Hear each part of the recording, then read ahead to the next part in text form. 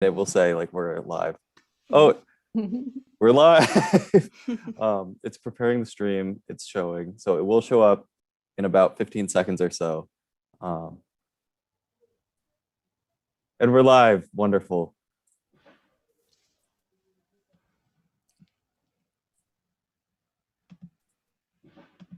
Okay, sorry. I just had to get prepared. So we're gonna take a couple seconds at the beginning to just Not allow my people dog. to I don't join. have. That's my dog. I'm sorry. Oh my god. He saw a squirrel. Oh no. That's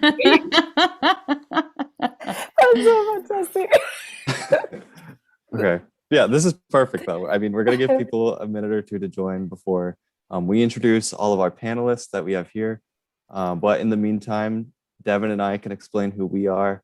We are Harvard students. I will let Devin go more into her introduction. She has a lot of cool stuff. But my name is Luke. I study math at Harvard and I'm from Rhode Island. I'm in Rhode Island right now. And we are interns with the City Library of Mannheim. And we wanted to put together this event for everyone in Mannheim to view. And with that, I'll pass it to Devin. Yeah, I mean, we're really excited to be here. I'm also a student at Harvard, and I'm also studying at Berklee College of Music. At the same time, there's a dual degree program between the two.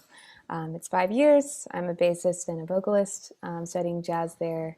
And when I got to college, Terry Lynn Carrington had started this amazing program called the Institute for Jazz and Gender Justice, which I've been really lucky to be a part of. And it's really raised my awareness and my consciousness for gender issues in this profession, because we think about patriarchy and sexism and seemingly all other aspects of society nowadays, except for in our music and our field of work.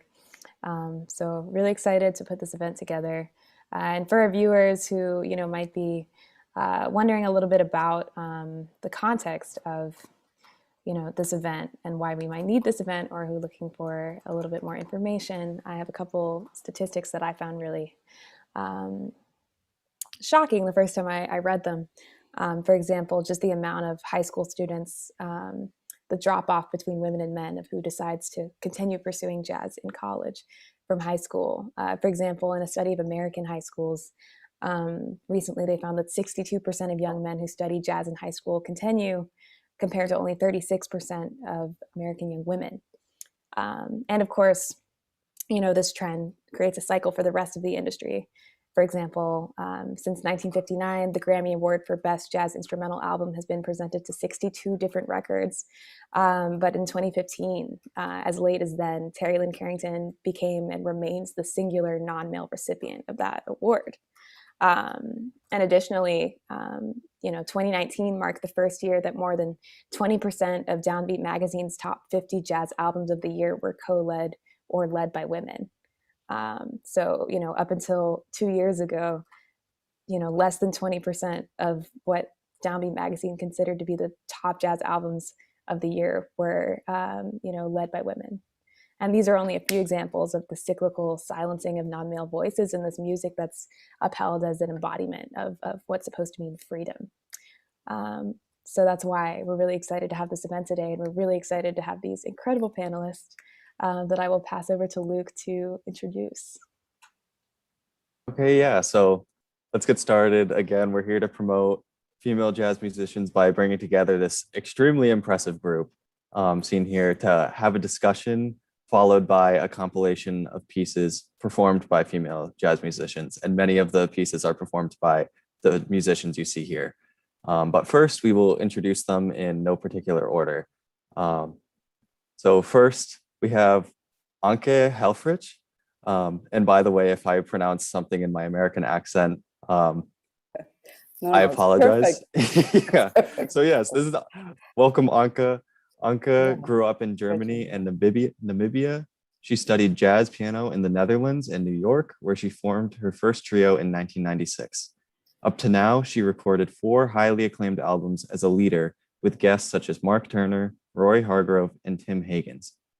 Her trio won many awards, and Anke received an Echo Jazz 2016 as Best Instrumentalist for Piano/Keyboards for her CD dedication. In 2017, she was awarded by the Hessen State Ministry for Science and Arts.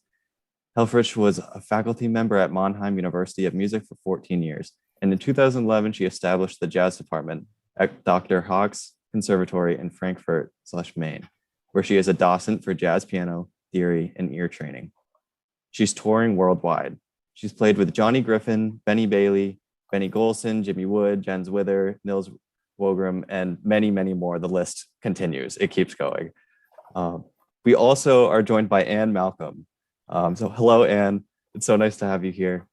Anne was a professor of vocal jazz at the University of Music and Performing Arts in Mannheim from 2005 to 2020, and is presently continuing her position as professor for vocal jazz at the University of Music Basel Jazz Campus since 1999. She can look back on a long professional career in music as a jazz singer and a classical saxophonist, which spans 40 years and which is still going on. She's performed with New York jazz guitarist Paul Myers, pianist Kenny Barron, trumpeter Tom Harrell, in addition to the Zurich Radio DRS, Big Band, Swiss Jazz Orchestra, the highly successful events band Stage 4 Band, the Tonhalle and Zurich Opera Orchestras, and Basel Symphony Orchestra in Switzerland, the Hessischer Rundfunk Orchestra in Frankfurt, Germany, and many more prominent international jazz musicians in her own ensembles. She has 7 vocal jazz recordings under her name and has received lyric contracts for compositions by Thelonious Monk, Miles Davis, and Tom Harrell. She says it is especially rewarding for her to see her students leading their own projects and beginning their careers. And on top of everything, Anne is the mother of 2 children. So welcome, Anne. So nice to have you here. I also want to welcome Gabrielle Maurer. Gabrielle is a powerful and fresh newcomer in the German music scene. The saxophonist and singer studies jazz, but her compositions are not bound to specific genres' expectations. Her warm and soothing sound has been rewarded multiple times. And SWR Kunst remarks she makes music that welcomes everyone and gives a home. It's so awesome to have you 3. We're extremely excited. And with that, I'll pass it off to Devin. Woo! I'm so excited, and that was only literally half of the panel. Next, we have Iris Eckert. Iris Eckert, born in 1995, studied jazz vocals at HMDK Stuttgart and at JVLMA Riga after she graduated from Music College Regensburg in 2017. With her band, Irio Aids, she went to set value on sophisticated compositions, tries to find new ways as a singer, and develops enough space to connect both with her musicians and the audience to create something unpredictable. She also works in projects at Jazz at Large and Person Jazz Orchestra. Along with Theo Altman and Lucas Klein, she is the art director of the concert series Jazz Cabinet in Culture Cabinet Bad Cannstatt e.V. Next, we have Miss Janice Dixon. Very exciting. The American soprano, Janice Dixon, was born in the jazz metropolis, New York City.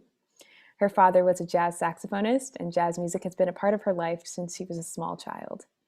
She has combined jazz and classical in some of the largest opera houses in the world, like in Carnegie Hall in New York, as well as in Paris, Berlin, Rome, Milan, London, Melbourne, and Sydney.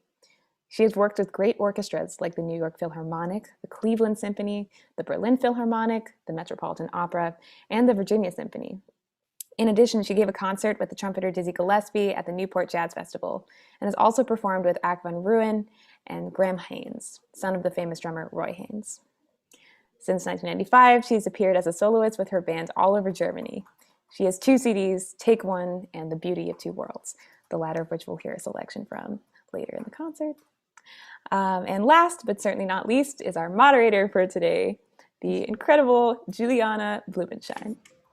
Juliane Blumenschein is a German singer-songwriter who just released her debut album, Avida, on July 16th, 2021, featuring original compositions in English and Portuguese centered around her strong, expressive voice.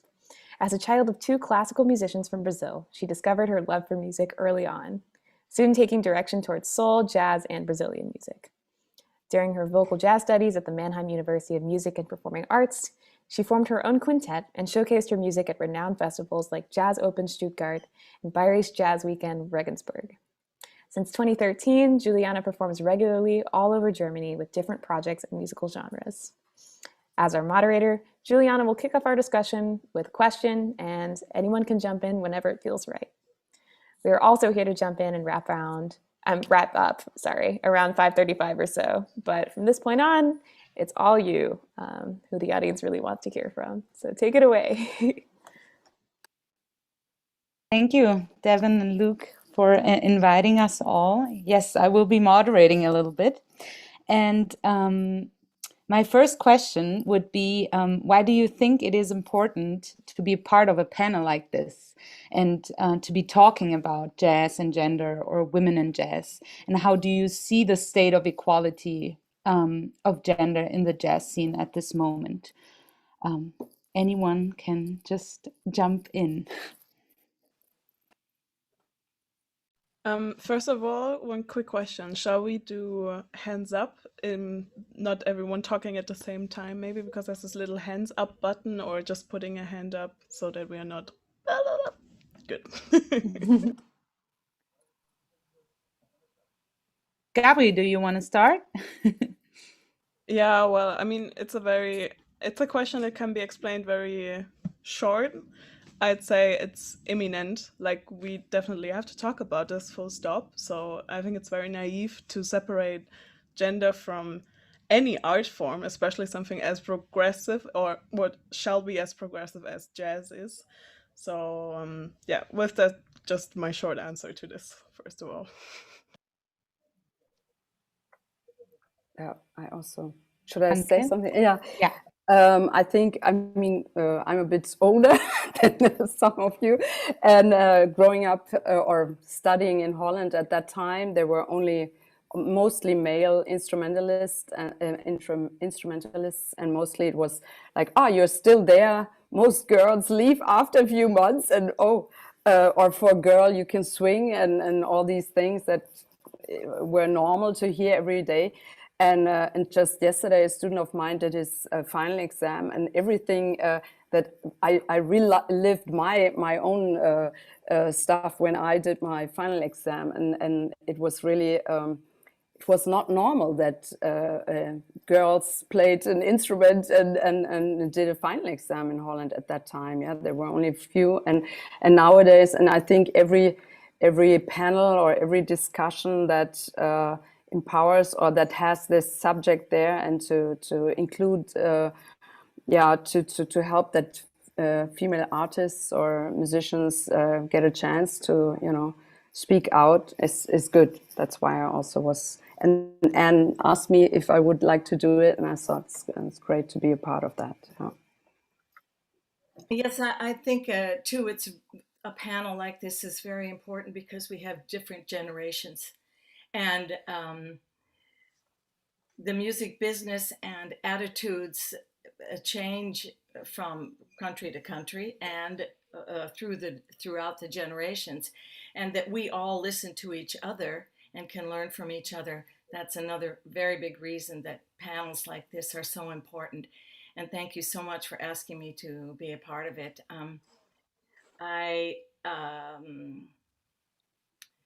Yes, I think that as far as the generations go, I started on the saxophone. I think you mentioned that, Luke, and I had a second career, if you will, as a classical saxophonist. And funny enough, in America, it was not strange to play the saxophone in high school. And even in college, there were many wind players that were female. So when I came to Europe then, at age 25, I was quite shocked to see that when I started to play in orchestra here, I was like the only one.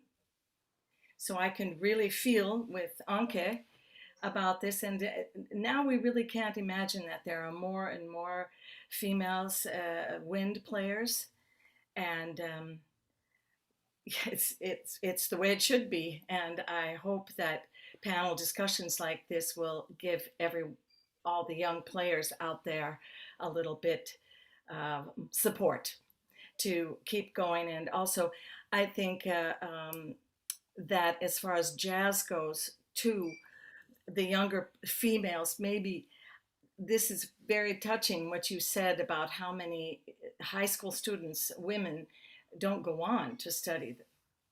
That is a wonderful question. Maybe Gabri, you've got. Oh, maybe Janice goes first. I saw you raised your hand a couple of times. I don't want to interrupt anyone. Yes, I'm, coming from a little bit of a different area. I mean, okay, I grew up with jazz. My dad and some of my family, they played jazz, but I had to make a choice. My mom was a classical, she was a mezzo, and she was in the chorus and stuff, and opera, classical stuff. And my dad was jazz, was saxophonist, just like Anne. And so I decided, I played violin, I went to school, played piano, studied that too, but it was all classical, And I found that even in the classical genres, you want to put it, that there was still,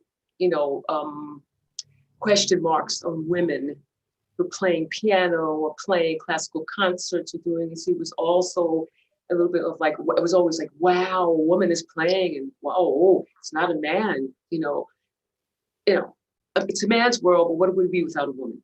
Okay, or without women. So, I mean, I did the classical thing, the classical, but on the way up, in school, going to high school, into the High School of Music and Art, classical violin, classical all city high school chorus, basically classical. But I got together with, I was very fortunate to meet John L. Motley. I don't know if anybody knows him. He was friends with everybody from, Haynes, which I know personally, Roy, and all his family, and with Dizzy, who they came from the same hometown in the South, and he was able to get us into concerts and to sing these things as young people. I'm thinking about it nowadays, and it's like, wow, I can't believe I got to do that. So, I mean, it became interesting more. Listen, I say it became more, I got more guts, to go for it. And after that, I just went to Europe and started in the theater as a classical singer. I was doing my operas, and on Sundays, I think Anke would know, or Anne would know, the Frühschoppen, every Sunday, or Gabrielle, sorry, also the on Sunday mornings we get together and we just jam, jazz, and people would come up and go, how was it that you sing these operas and you can sing this jazz on Sundays? And I'm like, a day in between. So, and it was really a great experience that I met Anke, and we did a couple of concerts together, and so it was just getting to know everybody and the great guys that we played with too, Anke. Well, I mean, I had some really always great people, but I was like, it's all about who's behind you. So, and we just had a wonderful time. And then I met, as time went on, and just met Dave King, who Anne knows, the bassist, and jazz and pop and soul, right, Anne? Okay, yeah, and this just kept honing my skills, honing them, and then along came, the company putting them together, and I just thought it was kind of cool to do that. And I'll just say one thing: if I do, Stormy Monday, for instance, I've done it, and in a jazz, sort of jazzy, cool way, and then I go up to the thing, go up and start singing this opera voice, and people just go, "What the hell is that?"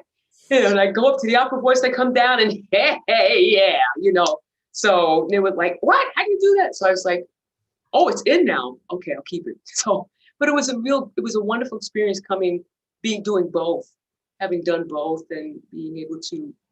And I'm very privileged to be here today. I thank you very, very much for the invitation and seeing you all, wonderful people. And on this note, I think that's important. You were talking now, Janice, about how your career progressed, and this is something maybe in high school that young singers, or young singers, right? I'm talking about singing, but young jazz players, female, everyone starts to look ahead at that time. right? Iris and Gabi and Juliana, you start to think ahead. Where's this going? How am I going to build this up? And I think there might come a lot of insecurities, and that's the point that the jazz players, the female players especially, perhaps, need support. I have a little anecdote, especially about this topic, because 2014, 2015 took place in a German-wide, super well-funded workshop, Young Woman in Jazz. I mean, we had teachers as Julia Hülsmann, Eva Klesse, Angelika Nisse, like top-notch female jazz players were there to teach, only for young women. And fun fact, the first year it was like a 1 year seminar, so we had one intensive phase, and then 1 year later we should all meet again and talk about our progress we did within this year. And I think the first time we did this, we were 20 people. The second time it was 9. So 11 people quit in 1 year. And we were also, maybe the numbers I have in my mind are wrong, but it was like definitely 2/3 were gone of the people. And we were talking about it. And it was exactly what you said. Like a lot of them said, I don't know. Like I was talking to one drummer, a friend of mine. She wanted to study in Munich drumming, and we talked about it. And she said, well, actually, I don't see a career myself with this. Like, where is this leading? I don't see any opportunity, like financially wise. What happens if I want a family or something? Like, what is then happening with my career? So many aspects also that I think males are not worrying about it, or maybe it's also, I mean, at the end of the day, it's a very complex topic, and there's also a lot of, it doesn't matter which branch we are talking about. Boys and girls are raised like with different stereotypes, with different things to desire in the future. So we are not so risk-taking, statistically speaking. We're like, I mean, females or female representing, we are, as Anne said, thinking more, overthinking about the future, more about building up safety. And then, of course, a career in something as jazz seems to be like so crazy and wild. And plus the fact that we don't have enough of role models. Like, it was That's 2014, and Yeah. for me it was the first time I saw like 5 or 6 only female teachers from all of Germany. It was the first time for me I had this experience, and it was also the start when I was thinking, okay, I actually have to listen more to female musicians. Like, they exist, they even exist, but still not for me. And I mean, I was playing an instrument since I'm like, 8 years old, and I always played in youth orchestras and everything. Look, I always had my focus already in music, but still I didn't know about all of these great musicians that are already out there who are female. So I mean, why is it like that? Why wasn't the media showing me them earlier? I had to search for that myself. And I mean, only if you're super interested in the music, only if you're already super in it, you have the opportunity to meet those fantastic musicians and get to know their music and their knowledge. And of course, then we're talking about a very limited amount of people who are still in there doing this. And then you get to know the scene later. And then I was also wondering myself a lot of times during the study, why am I even doing this? Because so much is happening that it's not okay. And also now, like, I'm doing my bachelor now, and like in the retrospective, what happened in the past 3-4 years, the comments sometimes also in an academical field that happened, like in bands, the experiences I made, especially now with Corona as well, I was really starting to wonder, okay, do I really want to work so much for a scene that does not seem to want people like me, that does not want females like me to be in there? So, like, speaking up my voice, I just a couple of days ago, I had a big discussion with a festival organizer in Berlin, and I confronted him with the numbers, like the amounts of female artists they had. And we happened to be on the list also for playing there. And after this discussion, I never heard of him again. And this is the kind of things that happen when you start to speak about issues, when you start to speak about things. And then I'm, asking myself, why do I even want to do this then? I mean, I'm still here, so there seems to be reason, but of course it's frightening and it scares Oh, off a lot yes. of people. Yeah, Yeah. I'd love to hear from Anke. I mean, Anke is such a wonderful, perfect example of having your own trio together and getting out there and holding it together with changes. I'd love to hear about the beginning after school. Well, I just, that's nice that you said, but Iris, do you want to also, or should I say first and speak You first? can go and- first. Yeah. Go Okay, first. I just also wanted to say something about Gabriela said. I was in a jury of Jugendjazz big band, the big band version. It's to support young people who are still at school, and it was amazing the quality of musicians and the amount of female players in these ensembles.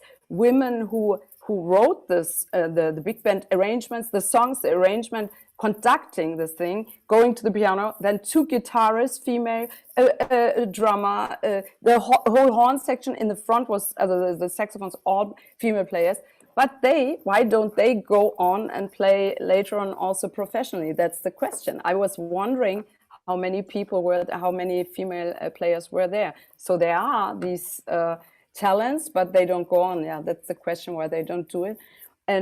But with this being afraid or so, that's actually something in my family also everybody said, you must be crazy to go into jazz. It's such a niche music, something nobody's listening to, and you don't earn money, and as a female you have no chance, and everybody talked down, and just my mother said, if you think you can do it, yeah. And then I just went to Holland and tried the audition, and they took me right away. Luckily, it was my luck, and it was also a big challenge because it was not always easy, because there are a lot of also very dominant figures around you, and you have to practice in little rooms where you can hear everyone else practicing. I always thought, oh God, on the right side is McCoy Tyner practicing, and then on the other side, I don't know, Herbie Hancock and Eric, very virtuoso.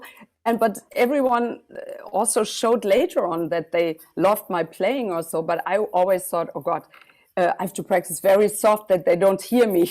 If they know what I can do, I'm out of this school. And also afterwards, I got such a great, the number of when you finish. Right.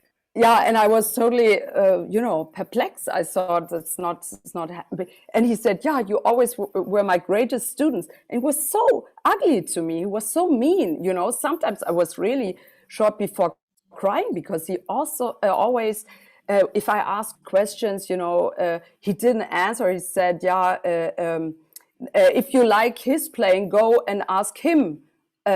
Because he felt insulted if I say, oh, this other student yesterday, he really played great. Could we do something like this? Then go to him and ask him, do you know how they called me, the Hancock of Holland? And so, and then he didn't talk for an hour, and I was sitting there. He never played piano with me, the first piano teacher I had. And then always go again and be insulted and really treated badly. It was really hard. But also afterwards, I heard that he also did that to male players, Yeah. And then, and then I got a grant to go to New York, and I took some lessons with different people, with great musicians. And then we did a recording, and I sent it for a, Wettbewerb, a competition. And we won that competition. That was really, I wasn't expecting it. And then I thought I go back to New York, but everyone said, also from the band, you should try to start with a trio. And so I did tapes with a cassette, and sent it to clubs with BASF tapes, really, if people think of that, my students, they have everything, perfectly on CD and digital, everything. They know how to record everything. And I would and then recorded a few tunes and send it in. and never heard back from people, of course. And yeah, but then tried and tried and started in small clubs, you know, and it's totally frustrating. I can totally understand that people either never call you back, or they talk 1 hour and then they say, yeah, you can play, but on the door for tips or so, and it's like 500 kilometers away, and how could you do that?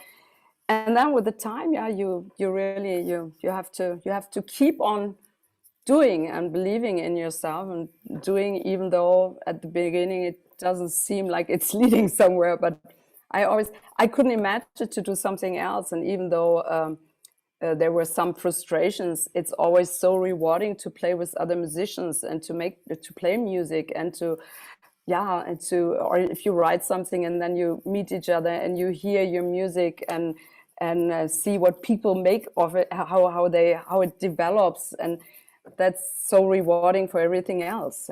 So I could never imagine to do something else. And even though there are a lot of, you know, sometimes we did I met I don't say another professor from Mannheim, and he said, how's it going? I said, well, yeah, you know, the typical up and down. And he said, the same with me, but just without the up.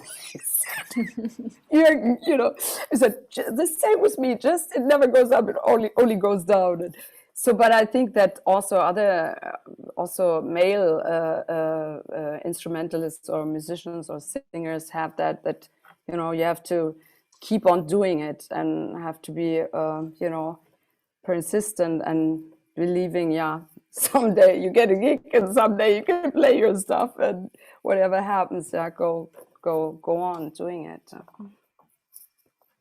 I think Iris, it's you very, wanted to. yeah, sorry. I think it's very important what you said about believing in yourself, because in my opinion, maybe that's a reason why girls don't go on after graduating to go to college and study, because they sometimes are a little more shy or don't feel secure in a man's world, kind of. And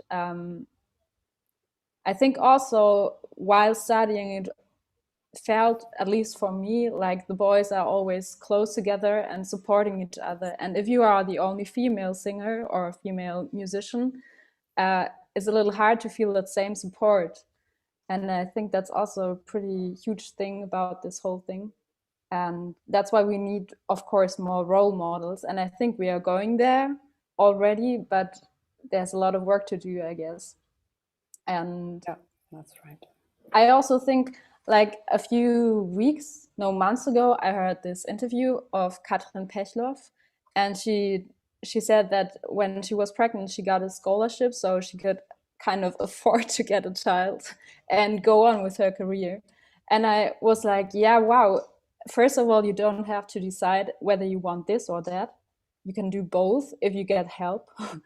And also, it's so easy to get, like, it's not easy to get a scholarship, but it would be easy to make a scholarship for this, especially things to make the genders more equal, so no one has to worry about how they could afford it. Yeah, I mean, and you maybe can talk about your experiences about that. Well, I think also today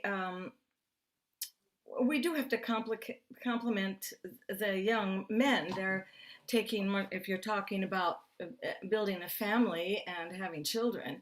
I mean, that, I think the young men of the generation, your generation, and even, you know, a little bit older, they're taking more part in family life, and it is getting a bit better. It's on the road, you know.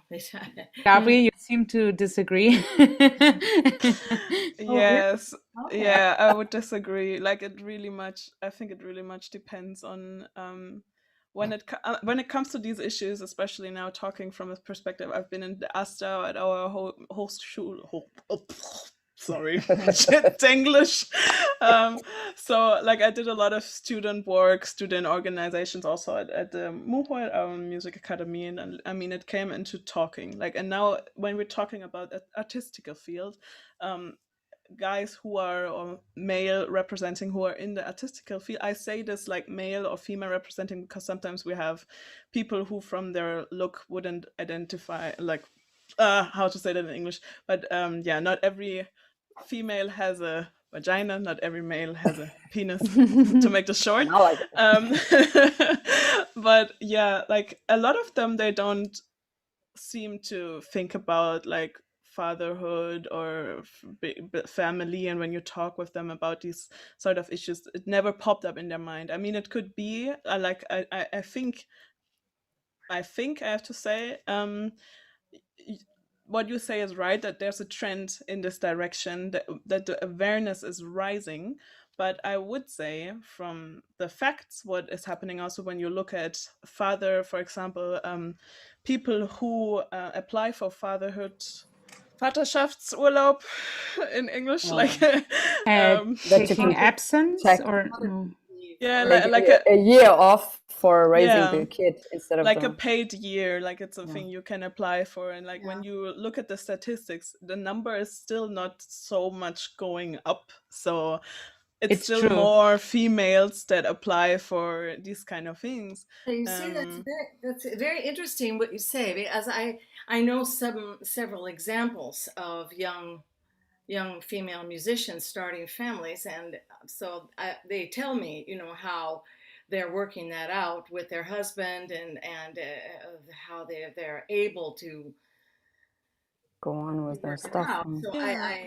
but of course, I'm sure there's still a lot to be done.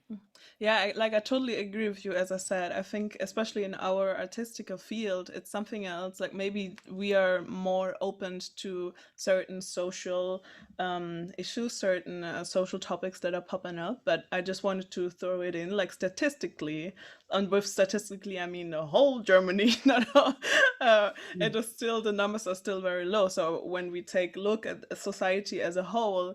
Um, I think we live very much in bubbles, especially as artists. Like the ideals we have in life, I don't think that they are lived by still a lot of people. Like the change in society at once, like seeing the society at whole, I think it needs way more time to for things to change. Probably we are just faster because I don't know, we're musicians and we're sad people who think about things all day to be creative. I don't know. I have one question for you. Why do you think that there is such a great discrepancy of having vocal females and so little instrumentalists? Why is that?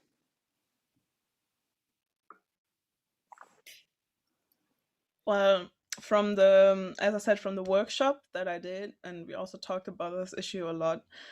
It's role models. That I play the saxophone. Actually, I wanted to play the harp, but they couldn't give me one, and then I was like, "Oh, okay, give me this. It looks shiny. It's okay."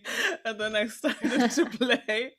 And just later on, like literally just a couple of years ago, I started to listening dominantly or predominantly more to female artists and check out what they are doing. And I think, yeah, like, and also when I talk about it, especially we have this problem. I think what really is the biggest problem we have is this in high schools, as Anke already said, we have a lot of women actually in high school, like in the teenage years, who are actually playing wind instruments. Like, and it also depends, especially in Germany, very much in which region you live, because for example, I come from Southwest region. Baden-Württemberg is a very wealthy state. They put a lot of fundings, a lot of money and support into local music schools, etc. So it's easy to get the access to certain instruments that are more expensive. Like an instrument, of course, is always more expensive also than to be just a singer. That's what, no, it's not just, but you know what I mean. So it's also very interesting when you look at the regions, which instrument is played where in Germany, and then you see, you know, like differences and also how much it is important, like the whole environment. Like the south of Germany has a very strong wind orchestra infrastructure, so it's very easy to go into an amateur in like orchestra, and then build your way up, and then you graduate, and then you already have a good level, and then it's of course more easy to think about, okay, I could study it than just starting an instrument, and then you always are on the same level because you don't have an infrastructure around you to continue playing, continue getting better, etc. So yeah, I think it also has to deal with where are you coming from, what is like this wealthy situation of your family. I mean, it's expensive. I think it's a very That's big right. privilege No, to that's- study music. So it's like all the money my parents had to pump in this career, like I have to pay them off for the next few years, to be honest. So I don't pay them off, but like. Don't you think that as far as the singers that the pop culture has really built this up, that made it super popular and attractive to be a singer, and singing is so easy, right? You just take your phone and sing and put it on YouTube. And Yeah. so, I mean, they're all the, yeah, I mean, and we see, but as time goes on, what remains is the endurance, and there's a big difference between singing and being a singer who's going to study music, right? I mean that. Yeah. And to really work on like There's improvisation and to use it as, to go dive deeper in it and not just sing a song and then there's not more. But Actually, sometimes I think it's harder to be a singer in jazz than to be a woman in jazz, actually, because there are so many people saying, singers are not musicians and stuff like that. So I'm like, prejudice and yeah, that's right. Well, on the other side, then people say, "Oh, you're a female. You don't play so hard the saxophone." I think like I wouldn't agree with what you say, Iris. I'm sorry. that's true. Well, one thing I did want to say that I was thinking about today too, because sometimes in the conversation, the singers kind of don't get left out, but it is true.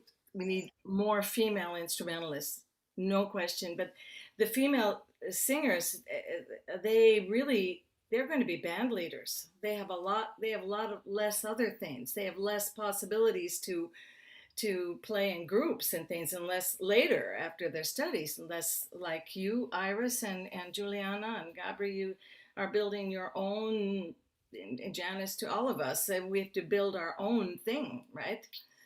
Nobody's calling us to be. Mhm. There are some exceptions, but Yes. so that's another element to that Right. business side, which is so important.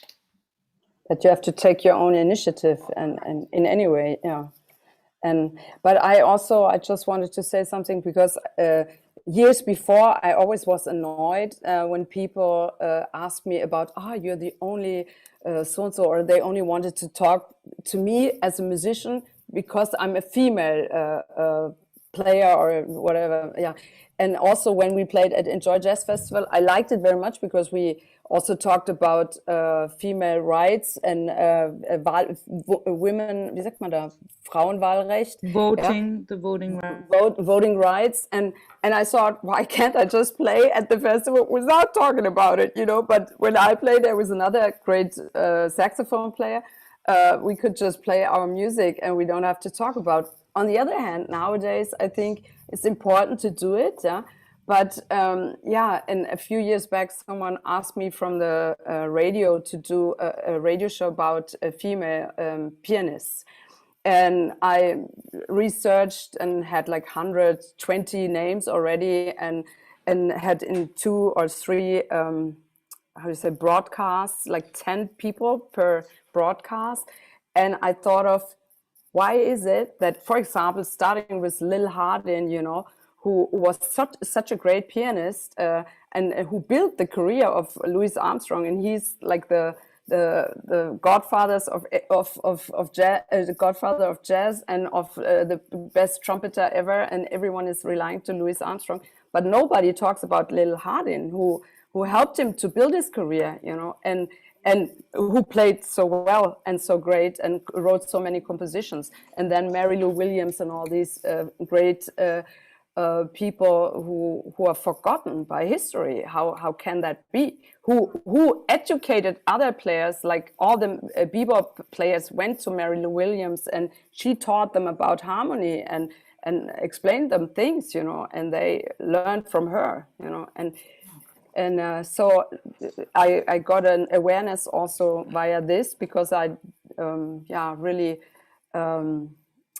tried to see to read about their biographies and about all what they did and what they did with their lives, and in that surrounding then talking about racism and being female and then black and often raised by a single mother, so without money they had to work at the same time. But I also wanted to say, for example, in the morning I had, before school, I always distributed newspapers and did things to earn some money to buy my first Fender Rhodes and to do other things. So I also had to pay my mother later on for what she gave me ahead. And my mother had three kids and was a single mom at the beginning.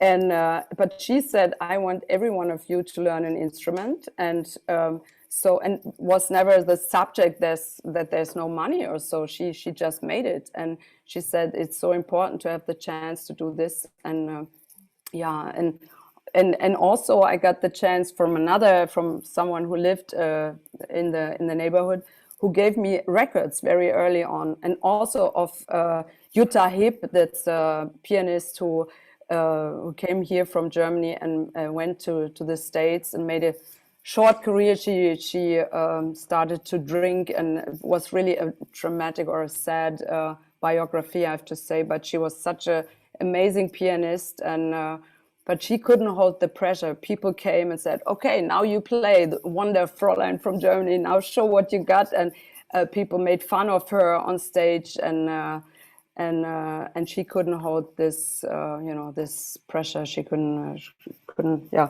So I think, but that was still inspiring to see, people already in the 50s, women making their own, so creating their own career and trio and doing their songs and going for it, even though maybe it didn't work out as she wanted to. But she was the first a German and white pianist and female pianist who recorded for Blue Notes 3 records. So, she managed a lot in her life. I think Sorry. that's such a perfect note to wrap up on. Even a bad German, a bad English. No. Oh my gosh, no, this has been incredible. But just the idea of, looking back and on the lineage and really, going back to that as both inspiring, finding role models for those of us who haven't been able to find people that look like us, that identify as we identify, playing the music that we want to play, and also as justice for them, because they've been systemically and historically erased. And I think that's such a great idea to end on. Especially because this has been such an incredibly riveting conversation that we have definitely run over. No lows. Yes, exactly. Which is amazing. Oh my gosh. I feel like I want this to be a whole series, and I want you guys to come together like this more. So we will definitely be talking to the library about making this not a one-time thing. Because this is the type of really inspiring intergenerational and just so many different perspectives, and I love you guys coming against each other and disagreeing but still coming together. It's amazing. Truly, thank you so much. Yes, I'm sure the audience also wants to hear some of your incredible music, so we are going to not keep them waiting too long for that. We have audience? We do. Yes, we have. There are 13 people right now. I want to say hello to all of them. Do they want to ask?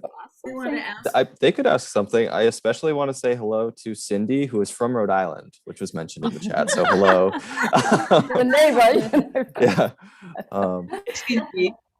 Maybe she wants to ask something. Yeah, and if anyone in the chat would like to ask a question, we could open that up. And then also, if for any of our panelists, if there is one thing that you could summarize in maybe a minute that you really wanted to say, but that maybe you didn't get the chance to, now is your time. So just feel free to Yeah, say and that. any ways that you know of for our viewers or an audience member to support this, this fight? Any organizations that you know of? Any places that need donations, etc. People to research, more people to research historical figures that have inspired you. Anything.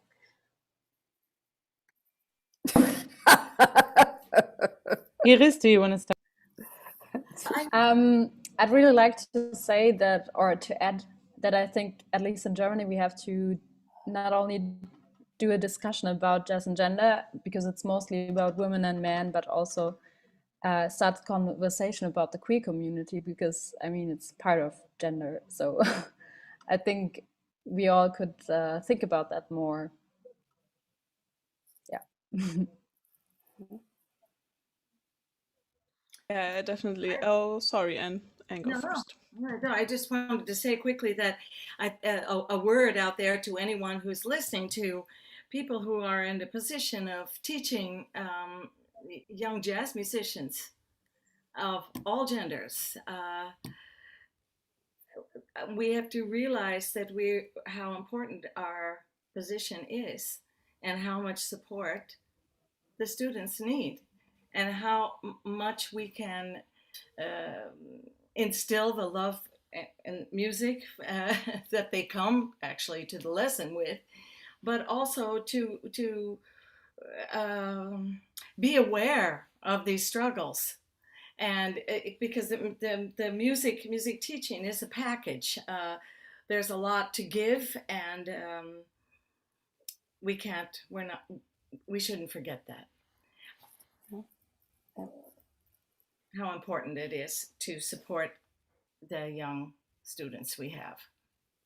Definitely. And I did want to say something about this ups and downs you're talking about, Anke, because over the years, since I guess I'm the oldest on this panel, the ups and downs are always there. They go through the whole career so far, anyway.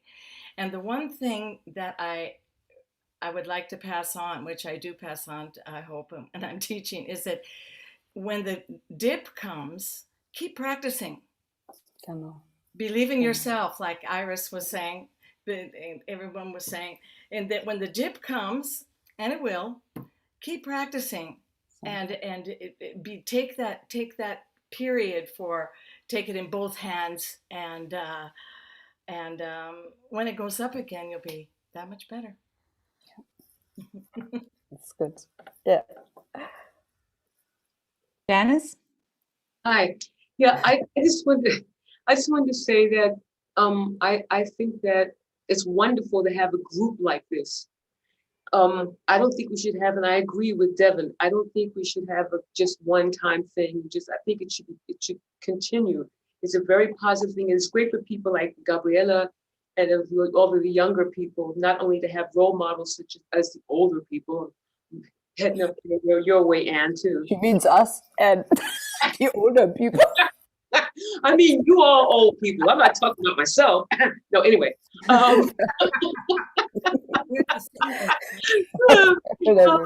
me get up from the chair. Anyway, I think it's not only good for, because Gabriela also mentioned, and then it's good for the younger people. I've gotten so into many younger singers, and I was mentioned to Devin the other day about I forgot her name again. What's it? The place based, and Spalding. Esperanza. And just so many people that need recognition. And I think if people such as ourselves, to keep it going, something like this, they can join the group, they can get inspiration. Like you said, Anne, don't ever give up. I believe also don't ever give up, but the inspiration, if some people have your back, that's really, really nice. And I wouldn't mind being one of those people or whatever, or I am, and I can continue. I'm not going to stop that. But for meeting and stuff, I think it's a great idea, or even getting a big concert together. It's called the Young of the Old, whatever, the Young of the Old, whatever it is, older, whatever. And yeah, okay. Anyway, I just think it's a good idea for it for Iris, and also for Gabriella and for other young people. And I used to write some music. I used to put it, I have it all on, speaking of tapes, Anke, click, and I just never thought it was worth it. I just thought, well, this is, and then I hear something, so I think, and that's number one, or, that's in the top 10. I'm like, what? People were like, how can you do this? I mean, you're a classical singer. And I said, I used to listen to other things other than classical music when I went home and I was, doing my work. I did my work and I was like, okay, that's it. Hey, people were like so amazed. You don't listen to only classical music? I'm like, no. I mean, I like other things too, and a lot of other things. I mean, so I think we can be so inspiring. I mean, this is my thought. I mean, I hope it works out that you can invite and involve many more young people, to the group or to this talking and so, and that they won't feel like, they're not worth anything. There's a lot of strong ladies here, so that's my thought. I hope for the best. So, yeah, I think it's also when I'm teaching, I try to how do you say, empower and to support all students, of course, but with you have to really take care. Everyone has a different, needs different things and different backup. And also in Mannheim, I had an ensemble, and at that time, I noticed that when guys took a solo, they took, they were so self-confident taking 5 choruses, the girl just took one, and I said, what? He's playing 5 minutes. Now you go and you play also as long as you want. And she is doing such a career now. Nicole Johansson, who's really famous now, yeah. And she was then very shy, and she's so self-confident now, not because of me, but because of she did what she did, yeah. But also if you have people that you support and that you tell them that you trust in them and that they should trust in their capabilities, what they have inside. Okay. Yeah. I also wanted to say like a last thing. So what I think is also very important is that you find peers to talk about these issues, such as what we did today, that you find people, and especially those who are in the same position as you do, to talk with them and connect with them. And I think that's also a very female issue. Don't hate me now for saying this, but females are also very often taught to be very competitive. What was said earlier, I think, with males being like super easy hangouts. We all know this backstage situation when everybody's like drinking beer and like, ugh, and then you stay there, and then there's this other woman, and you're like, okay, hello. So I emphasize this now a little bit, but I think in general this is a topic also where we as females, might be just a little bit more opening, and if we see another musician who has struggles that we might already have gone through or might can relate to, that we just get into the conversation. That when we get an opportunity for a nice gig and we cannot make it ourselves, maybe think about passing it on for the next female, for the person who's like, building up a network around yourself who is supporting those people who are struggling the same way as you do in some sense. And so because there was asked about literature or something, I already told Luke about it. There's a nice publication, German publication, you probably know it. It's from the Darmstädter, one from this Darmstädter Jazztagung. Yeah, gender and identity in jazz. They talk also more a bit about gender and not this binary construct that we talked about now for so long for this hour. So yeah, that's a nice way to start. And also for everyone, a little invitation. I'm also part of a collective. We are not published yet, but we are, as I said, we are a circle of musicians. I'm the youngest, so we also have more generations. And with people from all over Germany, where we created a little safe space to talk about things like that. For example, another saxophonist, part of this group, had a big publication, and she was going crazy for the way how she was described, like the words, that adjectives that were used to describe her sound who were very stereotypical, like, oh, little woman playing some saxophone. And sometimes you need a space to let your anger out and talk like constructively what you can do in these kind of situations, because as I said, it's a very fragile niche. As Anke said, everybody knows everybody. You don't want to step on too many toes, so you need to find ways to somehow work your way through it, but also stay true to your ideals and what you personally stand for. So yeah, also a little invitation for everybody to get in contact with me if you feel like you need a safe space sometimes to talk about things that are not okay. Nice one. Yeah, like give yourselves a run. Oh, sorry. Sorry, ahead, Juliana. I just wanted to Juliana. invite also, there is a Music Women Germany. There's also like an organization for the whole of Germany, and it's also for some states like Baden-Württemberg, where Mannheim is in. There's Music Women Germany, which is not exclusive for jazz, but all genres.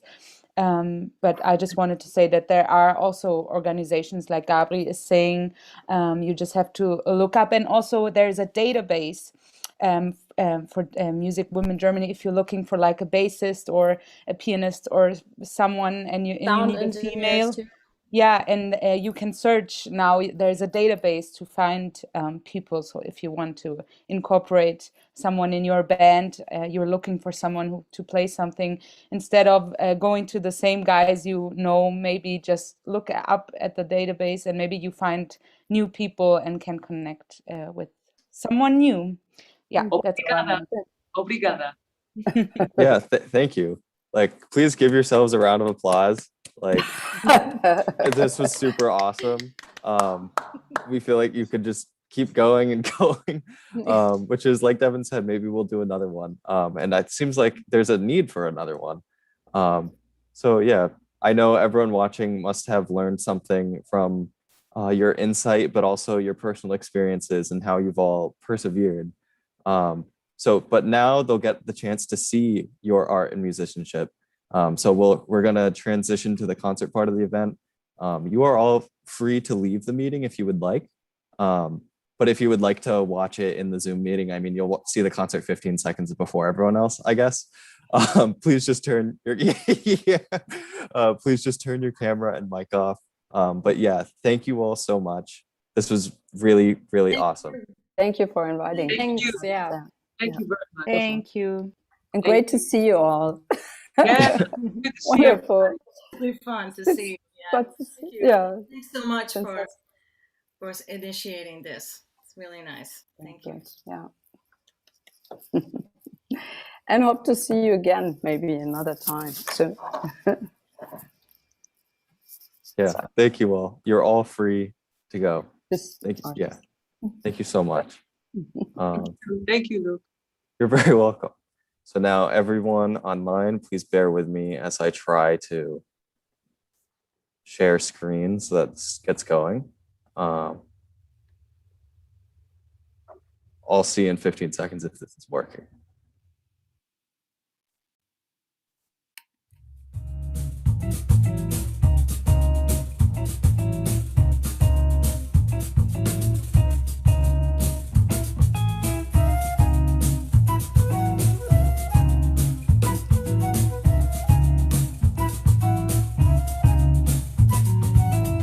A vida te joga no fundo, a vida te joga lá no chão. Mas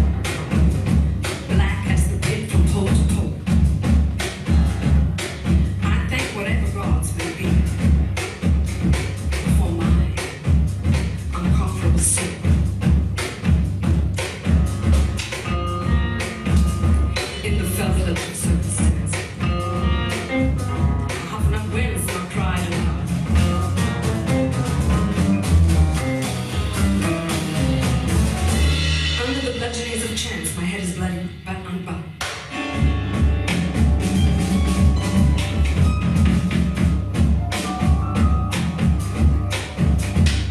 Beyond this place of wrath and tears, looms but the horror of the shade. And yet the menace of the years finds and shall find me unafraid.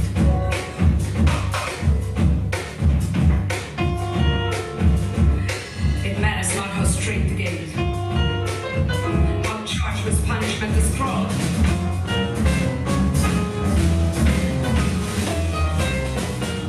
I am the master of my fate. I'm the captain of my soul.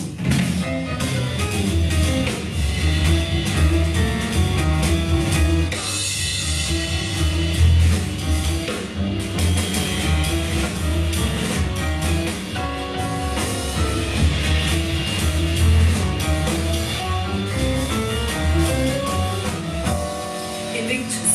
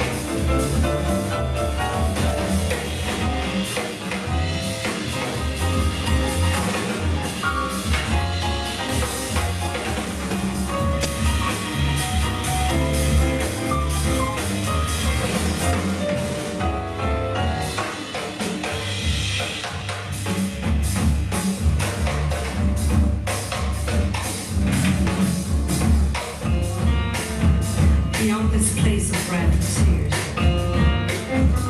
looms but the horror of the shame.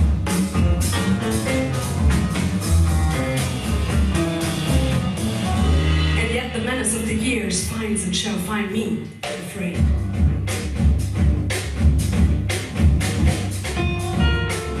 It matters not how straight the gate, how charged with punishment the throne.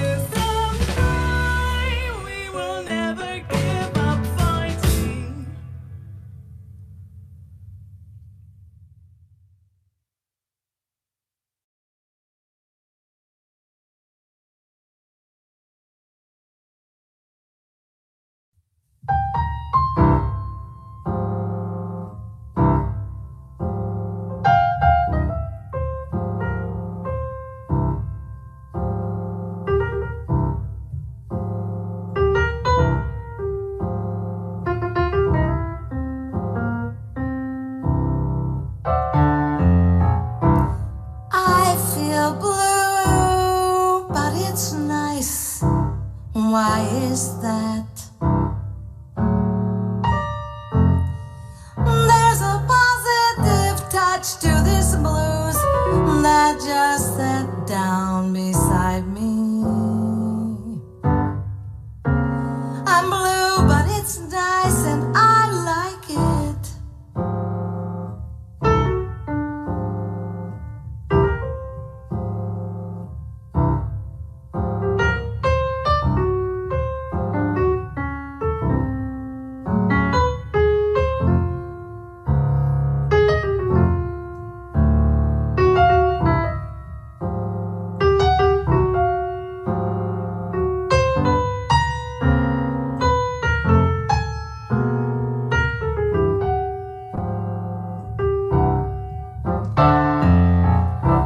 Just to swim in this blues is a pleasure. I don't ever want to lose this sensation, that of wallowing in the thick and sticky feeling of being blue.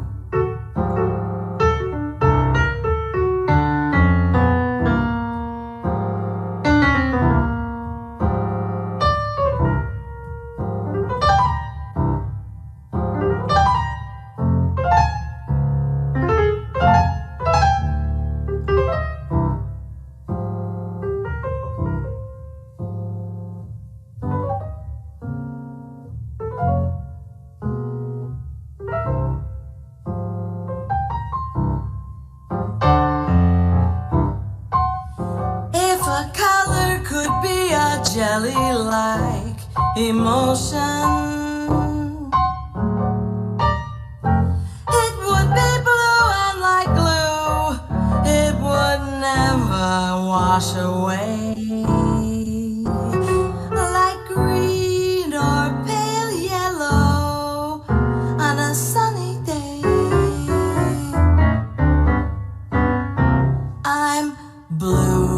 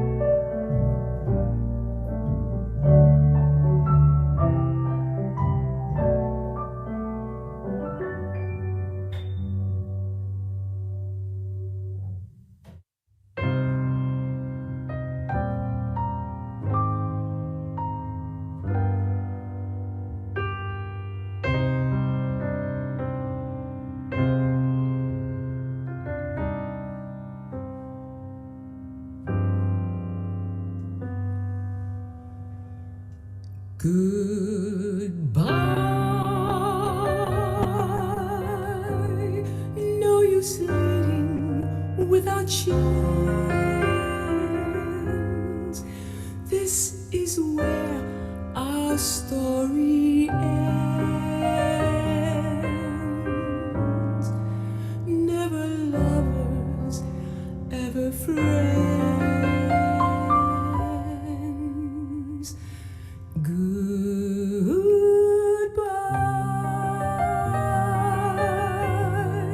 Let our hearts call it a day. But before you walk away, I sincerely want to say, I wish you bluebirds in the spring to give your heart a song to sing and then kiss. But more than this, I wish you love. And in July, a lemonade to cool you in some leafy glade. I wish you health and more than wealth. I wish you love. My breaking heart, and I agree that you and I could never be. So with my best, my very best, I set you free. I wish you shelter from the storm, a cozy fire to keep you warm. But most of all, when snowflakes fall, I wish you love.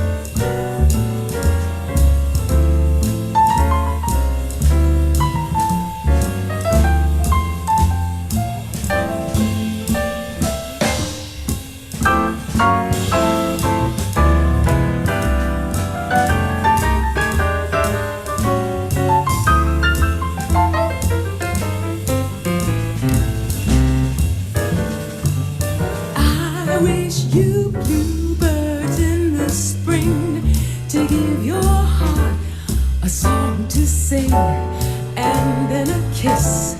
But more than this, I wish you love. And in July, a lemonade to cool you in some leafy glade. I wish you health and more than wealth. I wish you love.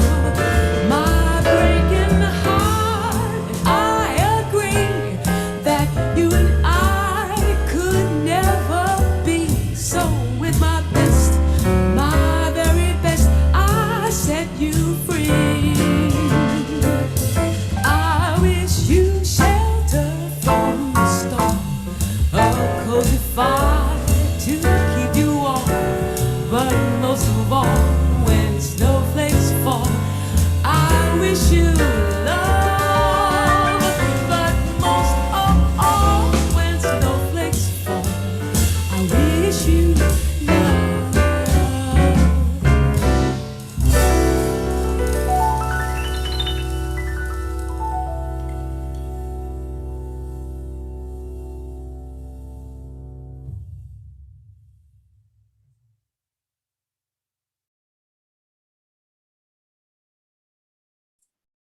Okay, that concludes the entire event. Yeah, again, another comment. Yeah, that was so awesome. Thank you to everyone who watched at home. Thank you, Gabrielle and Janice, for staying on, maybe Yes. to watch it through Zoom. It will be published. This video will be on YouTube after it processes. That might take maybe a half hour or so. So you will be able to go through again. Everyone watching, we really encourage that you check out the artists that we had here today, like Definitely. Gabri and Janice. See who are them, you still know, when here. they're Yes. performing where you are, you know, follow them on, join their mailing list on their website.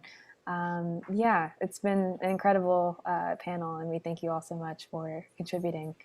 Thank you so much for the invitation. It was really, I hope this goes on. Like I wrote you, Devin. I mean, it's the ideas, you know, that's not a bad idea at all. You know, women just throwing them out there, you know. I mean, some fantastic stuff. When you get up there and you play that bass, you get it. And now, Yes, ma'am. now that I'm allowed to do some scatting and some other things, because that the CD was like the male thing. Sorry, you know, sing. We play for 5, like somebody said, 10 minutes. Sing. It's over. Right. I'm like, yo, I'm ready. Let's go. Okay, Yes. so with that, we will stop the live stream. Oh wait, Anne's coming.